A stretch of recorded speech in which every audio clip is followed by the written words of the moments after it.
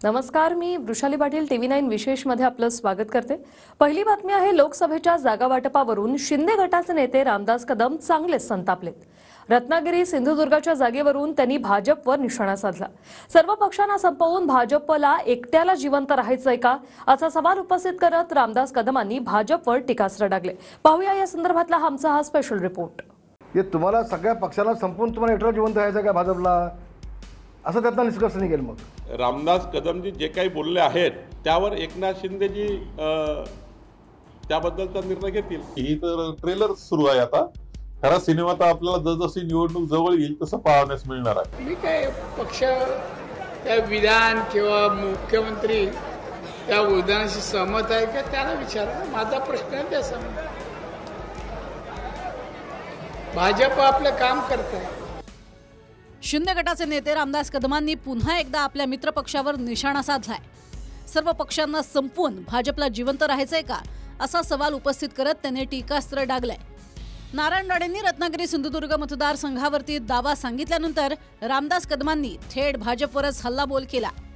तुम्ही रायगडवर पण सांगाल आम्हीच, तुम्ही रत्नागिरीला पण सांगाल आम्हीच, असं होत नाही। रत्नागिरीला पण सिटिंग जागा आहे, ती शिवसेनेची आहे, ती शिवसेनेची आहे।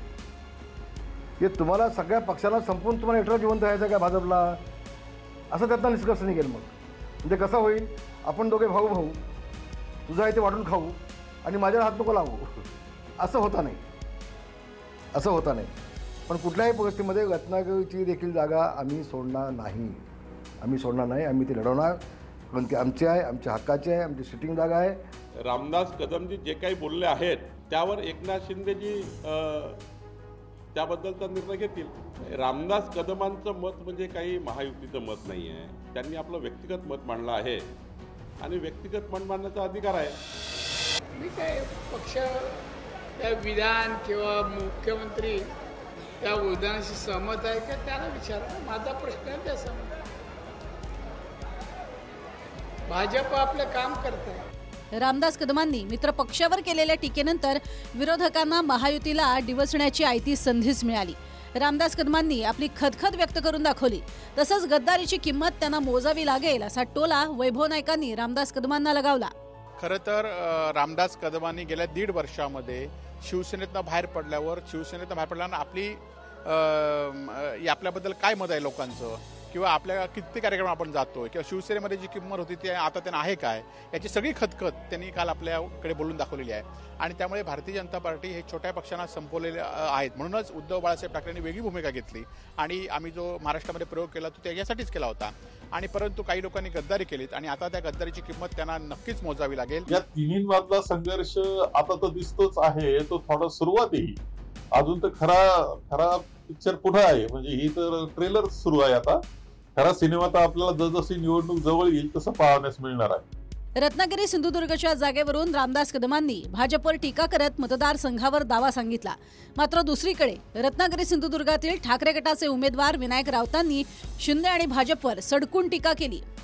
गद्दार आणि बेईमान गट एकमेकांच्या उरावर बसतील असं टीकास्त्र विनायक राऊतांनी डागलं।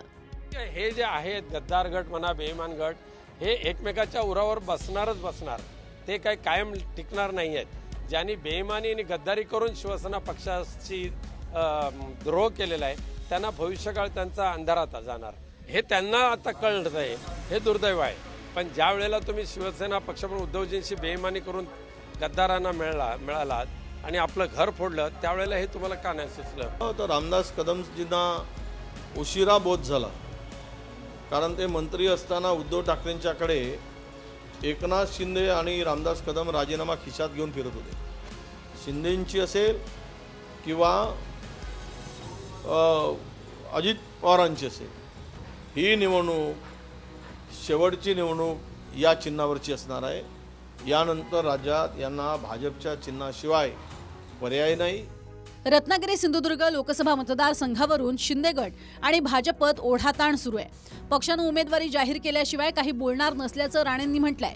तसंच उमेदवारी दिल्यास चांगली प्रसिद्धी द्या, असंही यावेळी नारायण राणेंनी बोलून दाखवलंय। माझी विनंती एवढीच आहे, समजा पक्षाने असं काही केलं तर आता जशी प्रसिद्धी देता तसं तेव्हा द्या। नाही तर देऊ का छोट्या छोट्या बातम्या ब्रेकिंग न्यूज देता ना त्या देऊ नका. जागा वाटप हे मुंबईत होईल. एकनाथ शिंदेसाहेब, देवेंद्रजी, अजितदादा सगळे एकत्र बसून योग्य तो निर्णय घेतील. तुम्हाला त्याची अजिबात बातमी मिळणार नाही. शिवसेनेचे सगळे अधिकार हे शिवसेनेचे मुख्य नेते एकनाथ शिंदेसाहेबांना दिलेले आहेत. रामदास कदमांनी मित्रपक्षांवर टीका केल्याची ही काही पहिलीच वेळ नाहीये. उपमुख्यमंत्री अजित पवारांवरही रामदास कदमांनी टीका करत वाद ओढवून घेतला होता. मराठा समाज ज्यावेळेला एकनाथ शिंदेच्या अंगावरती आला तेवढा अजितदादांना नेमका डेंगू झाला आणि अजितदादांचे 20च्या 20 आमदार हे एकनाथ शिंदेच्या विरोधामध्ये, शासनाच्या विरोधामध्ये मंत्रालयामध्ये आंदोलन करायला लागले. गेट बंद केला त्यांनी. हे मला काही नेमकं कळत नाही. अजितदादावर बोलावं इतके आपण मोठे नेते नाहीत आणि अजितदादा आपल्या आकलनाबाहेरचे नेते आहेत. हे पहिलं रामदासभाई तुम्ही लक्षात ठेवा. आणि एखाद्या व्यक्तीच्या आजारपणावर बोलावं ते त्यातून आपले संस्कार दिसतात. पवार कुटुंब असेल किंवा अजितदादा असतील हे आपल्या आकलनाबाहेरचे विषय आहेत. त्यामुळं आपलं जेवढं आकलन आहे तेवढंच आपण वक्तव्य करावं, नाहीतर डोळ्याला झेंडूबाम लावून रडण्याची वेळ येते. रामदास कदमांनी भाजप विरोधात केलेल्या वक्तव्यानंतर महायुतीत वाद निर्माण होण्याची शक्यता आहे. त्यामुळे रामदास कदमांच्या या वक्तव्यानंतर मुख्यमंत्री शिंदे कोणती भूमिका घेतात किंवा रामदास कदम स्पष्टीकरण देणार का हे पाहणं महत्त्वाचं ठरणार आहे. Bureau report, TV9 Marathi.